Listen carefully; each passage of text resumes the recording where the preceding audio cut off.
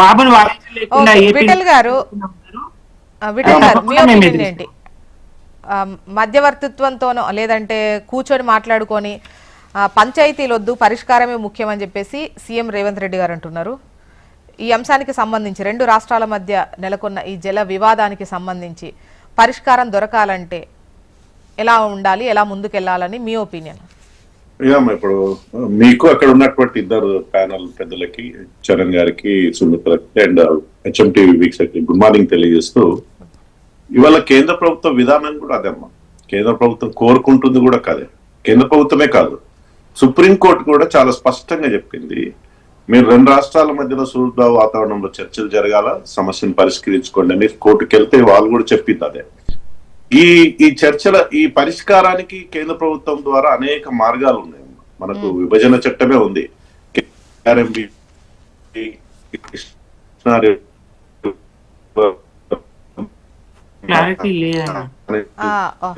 Vithal sir, maybe మీ దగ్గర network issue ఉన్నది అనుకుంటా, స్ట్రక్ అవుతోంది. వినబడుతుందా?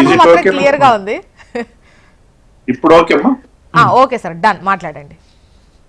నేనేమన్నా, కేంద్ర ప్రభుత్వంతో పాటు చట్టాలు ఉన్నాయి, దానికి సంబంధించినటువంటి విభజన చట్టం ఉంది, కేఆర్ఎంబి అంటే కృష్ణా రివర్ మేనేజ్మెంట్ బోర్డు కానీ, గోదావరి రివర్ మేనేజ్మెంట్ బోర్డు కానీ, ట్రిబ్యునల్స్ కానీ, ఇవన్నీ కూడా యంత్రాంగాలు ఉన్నాయి, వ్యవస్థలు ఉన్నాయి.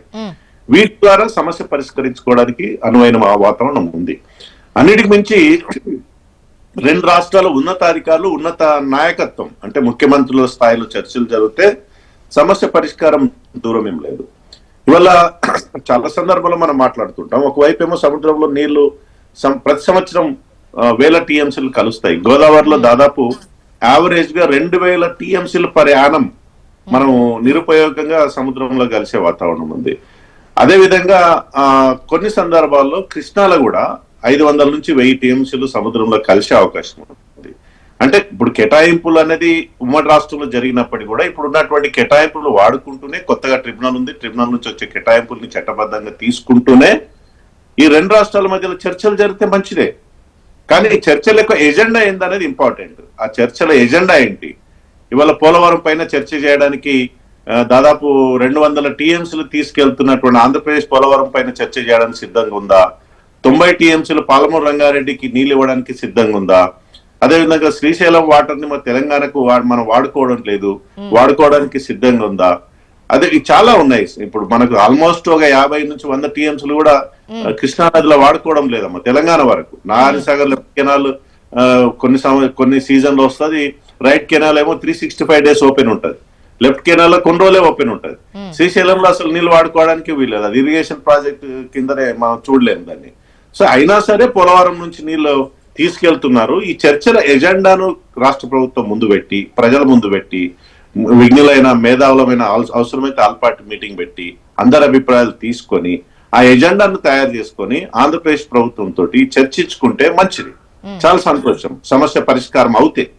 కాని పరిస్థితుల్లో ఉన్నాయి కదా, ఇప్పుడు మనకి ఎలాగో ట్రిబ్యునల్స్ ఉన్నాయి, కోర్టులు ఉన్నాయి, వ్యవస్థలు ఉన్నాయి. కేంద్ర ప్రభుత్వం ఇక్కడ రాజకీయం కోసమో లేదంటే తెలంగాణకు సంబంధించి మేము పంచాయతీ ఇది తెగొట్టేటువంటి అవకాశం, అంటే ఇందుకోసమే మా ప్రయత్నాలు ఉన్నాయని చెప్పుకునే ప్రయత్నమో, ఇవన్నీ పక్కన పెడితే ఒకవైపు అంటే అటు ఏపీకి సంబంధించి ఇప్పుడు పోలవరం నల్లమల సాగర్కు డిపిఆర్ లేకపోయినా టెండర్లు అక్కడ పిలుస్తూ ఉంటే దట్ కైండ్ ఆఫ్ అనుమతులు ఈవెన్ కేంద్రం కూడా చూసి చూడనట్టు ఉంటోంది. అంటే ఒక పర్యావరణ అనుమతులు ఇవి రాలేదు, కానీ మిగతా వాటికి సంబంధించి ఫైనాన్షియల్ సపోర్ట్ చేసేందుకు, అంటే అప్పిప్పించేందుకే, డబ్బు ఇస్తారంటే అది కాదు, అప్పిప్పించేందుకే కూడా కేంద్రం రెడీగానే ఉంది అని అన్నప్పుడు ప్రాజెక్టే లేదు, అనుమతులు లేవు, ఇవి లేకపోయినా ఫైనాన్షియల్ సపోర్ట్ ఇస్తా అంటారు. ఈవెన్ పర్యావరణ అనుమతులకు సంబంధించి కూడా అక్కడ అనుమతి రాలేదు.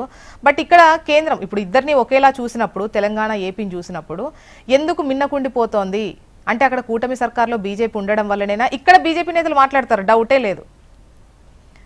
సో కేంద్రం సైలెంట్ గా ఉందని.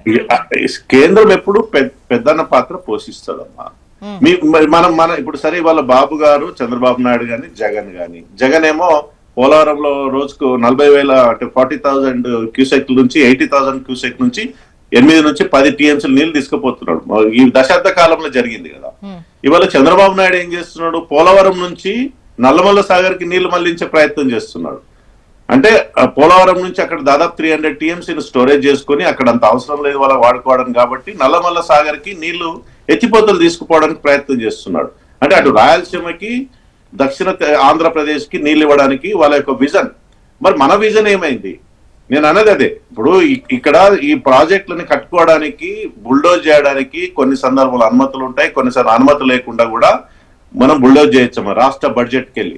సరే మిగులు జలాల నీళ్లు ఉన్నాయా లేవని తర్వాత సంగతి, కట్టుకుంటే ఎవరు ఆపలేరు. ఇప్పుడు పోలవరం జరిగింది అదే కదా. ఇవాళ పాలమూరు రంగారెడ్డికి 90 టీఎంసీల నీళ్లు అవసరం ఉన్నప్పుడు కూడా దాన్ని కంప్లీట్ చేయలేదు. ఇవాళ 30,000 కోట్ల రూపాయలు ఖర్చు పెట్టినాం ఇప్పటి వరకు కూడా ఏది పాలమూరు రంగారెడ్డి పైన. ఇంకా 50,000 కోట్ల రూపాయలు కావాలి. 30,000 కోట్లు ఖర్చు పెట్టినప్పుడు కూడా ఇంకొక ఎకరానికి నీళ్లు రాని పరిస్థితి. 50,000 కోట్లు ఎప్పుడు ఖర్చు పెడతాము, ఎప్పుడు నీళ్లు వస్తాయి? అయితేనే కదా సార్ వచ్చేది నీళ్లు. అదే కదమ్మా, ఎందుకు దశాబ్ద కాలం నుంచి ఎందుకు పెండింగ్ ఉంది? ఒకవైపు కాళేశ్వరంలో దాదాపు 90,000 కోట్ల రూపాయలు ఖర్చు పెట్టినాం, ఇంకా 47-50,000 కోట్ల రూపాయలు కావాలి. అది 50,000 కోట్ల రూపాయలు ఖర్చు పెడితే తప్ప కాళేశ్వరం పూర్తి అయినట్టు కాదు.